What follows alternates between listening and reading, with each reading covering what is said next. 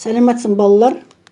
Бүгін 9 сыныпқа арналған импульстың сақталу заңы деген тақырыпты қарастырайық. Жалпы Ньютонның екінші заңы бойынша күш тең болады F тең болады М көбейтілген А. Үдеудің формуласы V минус V нолевой бөлінген T-ны формулаға орнына қоятын болсақ, бізде F көбейтілген T тең болады mv минус mv нолевой шығады. Мұндағы F көбейтілген T күш импульсі деп аталады, ал масса көбейтілген жылдамдық дене импульсі деп аталады. Сонда күш импульсі менен дене импульсі өзара тең болады екен. Кез келген дененің импульсін табатын болсақ, мысалы автомобильдің импульсін табатын болсақ, оның массасын алған жылдамдығына көбейтетін боламыз. Импульстің өлшем бірлігі килограмм көбейтілген метр бөлінген секунд. Сонымен дене импульсі денелердің механикалық қозғалысының өлшемі немесе қозғалыс мөлшері деп те аталады. Масса менен жылдамдықтың көбейтіндісі. Импульстың бағыты жылдамдық бағыты менен сәйкес келеді. Импульстың сақталу заңы. Егер массасы М1 және М2 болатын екі дене V1 және V2 жылдамдықпен қарама-қарсы бағытталып, қандай да бір уақыттан кейін соқтығыссын делік. Соқтығысудың нәтижесінде бірінші шар V1 штрих жылдамдықпенен, екіншісі V2 штрих жылдамдықпенен қарама-қарсы бағытта қозғалатын делік. Осындай жағдайда формуланы қорытып шығарсақ, М1 V1 штрих қосылған М2 V2 штрих тең болады М1 V1 қосылған М2 V2 деген формула шығады. Бұл нені білдіреді? Бұл денелердің соқтығысқаннан кейінгі импульстарының қосындысы соқтығысқанға дейінгі импульстарының қосындысына тең болады. Импульстың сақталу заңы деп аталады. Осы импульстың сақталу заңы реактивтік қозғалыстарда қолданады. Айталық, реактивтік қозғалысты, мысалы, судың бетінде қайық тұрсын делік. Осы қайықтан бала секіріп жағаға түсетін болса, тұрған қайық артқа қарай қозғалып кетеді. Сондағы қайықтың қозғалысы реактивтік қозғалыс, баланың қозғалысы активті қозғалыс болады. Тағы сол сияқты мына суреттегі шарды үрдеп қоя бере салады, жібере салатын болсақ, онда ішіндегі ауасы бөлініп сыртқа шыққан сайын мына шардың импульсі артатын болады. Шардың қозғалысы реактивтік қозғалыс деп аталады. Осы реактивтік қозғалыс космос кеңістігін зерттеуде ракеталардың қозғалысында кеңінен қолданады.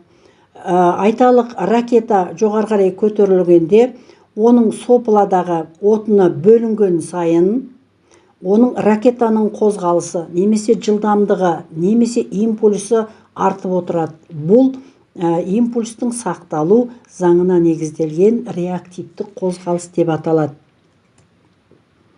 Енді осы тақырыпқа байланысты логикалық сұрақтар қарастырайық. Балалар, егер доп дейді өте үлкен жылдамдықпен ұшып келе жатса, футболист оны басы менен немесе аяғымен тоқтата алады. Ал рельспен тіпті өте жай жылдамдықпен келе жатқан пойызды адам тоқтата алмайды дейді. Неліктен деп ойлайсыз?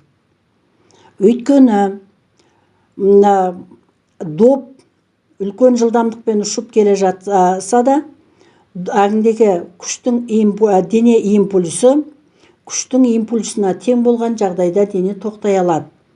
Ал рельстегі келе жатқан пойыздың массасы өте үлкен болғандықтан, ол жерде дене импульсі үлкен, күштің импульсі аз.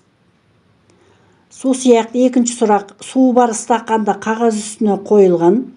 Егер қағазды жайлап тартатын болсақ, онда стақан қағазбен бірге жылжиды. Ал егер қағазды өте шапшаң тартып қалсақ, стақан орнында қозғалыссыз қалады.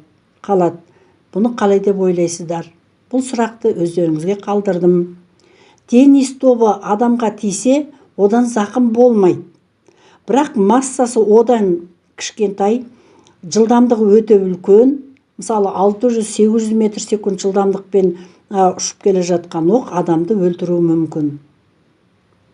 Бұны да логикалық сұрақты өздеріңіз ойланып көріңіздер. Импульстың сақталу заңына негізделген балалар. Енді осы импульстың сақталу заңын есеп шығаруда қолданайық. Есеп: массасы 10 кг, дененің импульсы 50 кг метр секунд болғанда дененің жылдамдығын табыңдар. Жауабы 4, 5, 3,5 метр секунд. Есептің берілген жазамын: массасы 10 кг, импульс 50 кг метр секунд, жылдамдықты табу керек. Дененің импульсы масса жылдамдықты тапқанда импульсті массаға бөлемін, немесе 50 кг метр секундты 10 кг-ға бөлсем, жауабы 5 метр секунд шығады. Екінші есепте бірінші дененің массасы 2 кг, жылдамдығы 6 метр секунд, ал екінші дене тыныштықта тұр.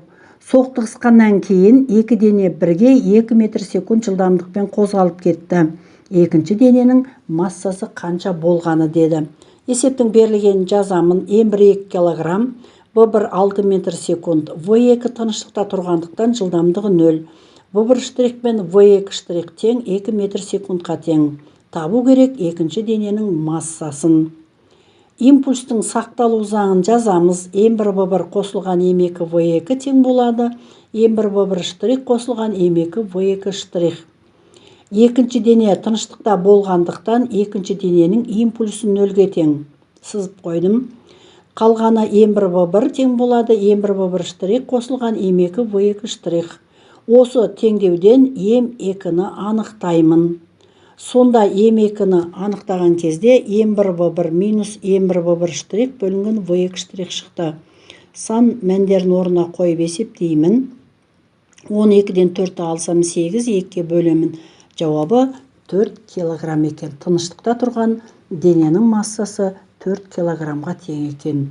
Міне балалар, импульстың сақталу заңын осындай теория жүзінде, тәжірибе жүзінде және есептер шығару кезінде осылай қолдануға болады.